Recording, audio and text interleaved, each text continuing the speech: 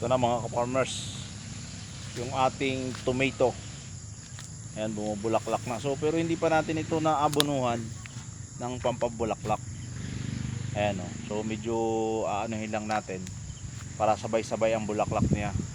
So inahabol pa natin yung ibang maliliit na puno para siya ay makahabol. Ayan o. So ito ay nabulaklak na rin pero hindi ko pa siya tinitira ng papabulaklak.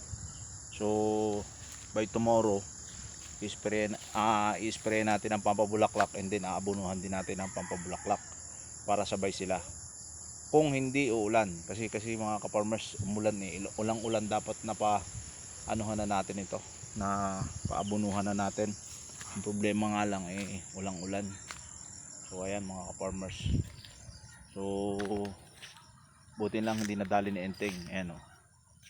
So tatalian pa ulit yung iba. Yung iba naman parang hindi ko na gustong talian, gawa nga ng baka mamay maghangin bumuhal din. So kasi pag malakas ang hangin bubuhal yan, pag hindi siya nabuhal mapuputol. Kaya pero ang hirap naman kasi pag hindi siya nakatali mga ka-farmers, kasi masyado siyang malago.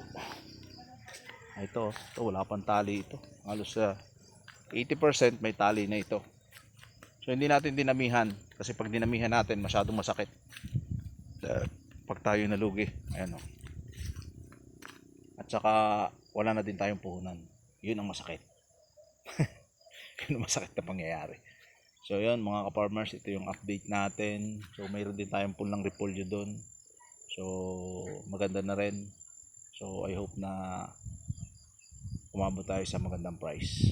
So ayan po. Ayan, may bulaklak na po mga ka-farmers. Tsaka marami na siyang branch. So yung ibang namatay papalitan naman ng ibang branch. So ayan, may mga bulaklak na. So hindi pa natin nabubumba ng pampabulaklak. So by tomorrow baka bumbahin natin ng hapon. Tsaka mag-abuno na din tayo ng 14 at saka 00 60. Ayan mga ka-farmers, thank you